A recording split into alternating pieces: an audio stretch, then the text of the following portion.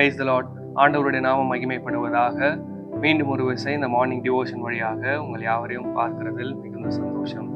இந்த மாதம் முழுவதும் ஒரு சில காரியத்தை நாம் தியானித்து வருகிறோம். குறிப்பாக 2 கேள்விகளின் அடிப்படையில் கர்த்தருடைய வார்த்தையை நாம் தியானித்து வருகிறோம். தேவனுடைய பிரசன்னத்தில் நாம் இருக்கும்போது நம்முடைய வாழ்க்கையில் என்ன மாற்றங்கள் ஏற்படுகிறது, நாம் தேவனுடைய முகத்தை நாடும் போது, அவரை பின்தொடரும் போது நம்முடைய வாழ்க்கையில் என்னென்ன மாற்றங்கள் ஏற்படுகிறது. இந்த 2 கேள்விகளின் இந்த 2 கேள்வியையும் மையமாக வைத்து ஒரு சில காரியத்தை நாம் தியானித்து வருகிறோம். குறிப்பாக ஒரு 5 காரியத்தை நான் உங்களோடு கூட பகிர்ந்து கொண்டேன். வேகமாக அதை நான் நினைப்பூட்டுகிறேன். முதலாவது, we are changed in his presence. அவருடைய பிரசன்னத்தில் நாம் மாற்றம் அடைகிறோம். மற்ற எந்த மனிதர்களாலும் தர முடியாத ஒரு மாற்றத்தை தேவனுடைய பிரசன்னம் நமக்கு தருகிறது என்பதை நான் உங்களோடு பகிர்ந்து கொண்டேன். 2வது, தேவனுடைய பிரசன்னத்தில் நமக்கு பாவ உணர்வு கிடைக்கிறது. Conviction of since.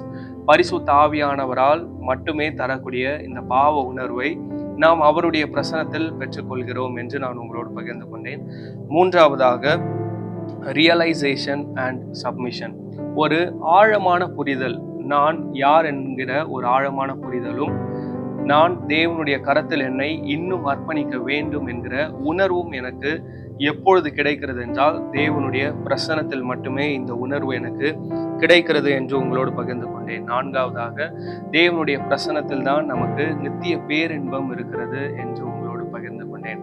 5வது, ரெனியூவல் இன் ஸ்ட்ரென்த். நம்முடைய ஆவிக்குரிய பலத்தில் நாம் புதுப்பிக்கப்படுகிறோம் என்று கடைசியாக போன வீடியோவில் உங்களோடு பகிர்ந்து கொண்டேன். இந்த காலை நேரத்திலும் 6வதாக ஒரு காரியத்தை நாம் தியானிக்க தேவன் நமக்கு உதவி செய்வாராக. ஒரு வசனத்தை நான் வாசிக்கிறேன். அப்போஸ்தலருடைய நடபடிகள் 3வது அதிகாரம் வசனங்கள் 19, 20.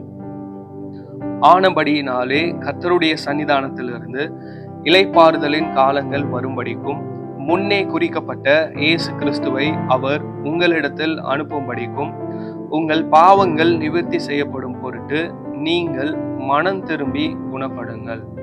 ஆண்டவருடைய நாமம் மகிமைப்படுவதாக. We are refreshed in his presence. We are refreshed in his presence. தேவனுடைய பிரசன்னத்தில் நாம் புத்துணர்ச்சி பெறுகிறோம் என்கிற தலைப்பின் கீழாக வேகமாக ஒரு 3 காரியத்தை நான் சொல்ல விரும்புகிறேன். ஆண்டவருடைய நாமம் மகிமைப்படுவதாக. நீங்கள் மனம் திரும்பி குணப்படுங்கள்.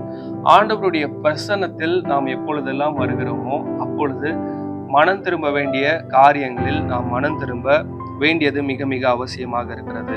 இதை தமிழ் வேதாகமத்தில் வாசிப்பதை விட ஆங்கில வேதாகமத்தில் வாசித்தால் இந்த வசனங்களை, இந்த வார்த்தைகளை எளிதாக புரிந்து கொள்ள முடியும் என்று நான் நம்புகிறேன். ஆம்பிளிஃபைட் பைபிள்ல இவ்விதமாக இருக்கிறது.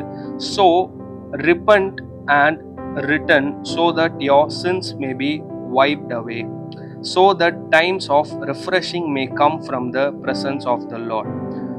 முதலாவது நாம் செய்ய வேண்டிய காரியம், தேவனுடைய பிரசன்னத்தில் நாம் புத்துணர்ச்சி அடைய அல்லது புத்துணர்ச்சியை பெற்றுக்கொள்ள முதலாவது நாம் செய்ய வேண்டிய காரியம் ரிப்பண்ட். இந்த ரிப்பண்ட்டுக்கு என்ன மீனிங் கொடுக்குறாங்க அப்படின்னா, change your inner self, your old way of thinking.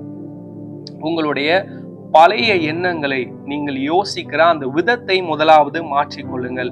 உங்களுடைய உள்ளான அந்த செல்ஃப், உங்களுடைய உள்ளான மனிதருக்குள் ஏற்பட வேண்டிய மாற்றங்களை நீங்கள் கண்டுபிடித்து அதை முதலாவது சரி செய்யுங்கள். அதில் ஒரு மனம் திரும்புதல் அவசியம் என்று இந்த வசனம் நமக்கு கற்றுக் கொடுக்கிறது. முதலாவது ரிப்பண்ட். 2வது, return to God. Return to God என்பதற்கான அர்த்தம் என்னவென்றால், seek his purpose for your life. அவர் உங்களுடைய வாழ்க்கைக்கு என்ன நோக்கத்தை வைத்திருக்கிறார், என்ன திட்டத்தை வைத்திருக்கிறார் என்பதை நீங்கள் கண்டுபிடித்து அதில் சீர்படுங்கள் என்று சொல்லப்பட்டிருக்கிறது. 2வது, முதலாவது நம்முடைய பாவங்களை, நம்முடைய சிந்தையை நாம் மாற்ற வேண்டும், நம்முடைய யோசனையை நாம் மாற்ற வேண்டும். 2வது, தேவனுக்கு நேராக நாம் திரும்ப வேண்டும். குறிப்பாக அவர் என்னுடைய வாழ்க்கைக்கென்று வைத்திருக்கிற சித்தத்திற்கு நேராக நான் திரும்ப வேண்டும். மூன்றாவதாக, இது ரெண்டும் நாம் செய்யும் போது தேவனுடைய பிரசன்னத்திலிருந்து நமக்கு ஒரு ஆசீர்வாதம் கிடைக்கிறது. அதுதான் புத்துணர்ச்சி. so that your sins may be wiped away, so that times of refreshing may come from the presence of the Lord. ஒரு ரிஃப்ரெஷ்மெண்ட் நமக்கு தேவனுடைய பிரசன்னத்திலிருந்து கிடைக்கும். அப்போ நம்ம டயர்டே ஆக மாட்டோமா அப்படின்னு கேட்டால், இது அந்த ரெஃப்ரெஷ்மெண்ட் பற்றி சொல்லலை.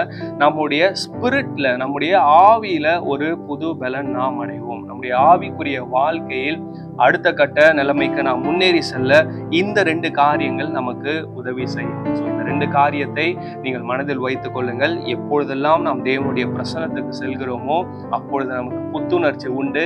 ஆனால் அதற்கு முன்பதாக நாம் செய்ய வேண்டிய 2 காரியங்கள், 1 ரிப்பன்ட், நாம் மனம் திரும்ப வேண்டும். 2வது ரிட்டர்ன் டு காட், தேவன் நமக்கு வைத்திருக்கிற பர்பஸ்க்கு நேராக, நோக்கத்திற்கு நேராக நாம் திரும்ப வேண்டும். இந்த 2 காரியங்களை நாம் சரியாக செய்யும் போது 3வதாக நம்முடைய ஆவியில் நாம் பலனை பெற்றுக் கொள்கிறோம். அந்த பலத்தோடு அடுத்தடுத்த காரியங்களை நேர்த்தியாக செய்கிறதற்கு தேவன் நம்மை பலப்படுத்துகிறார், வழி நடத்துகிறார். இந்த வசனங்களை தொடர்ந்து தியானிங்கள். கர்த்தர் உங்களை ஆசீர்வதிப்பாராக. Thank you. God bless you.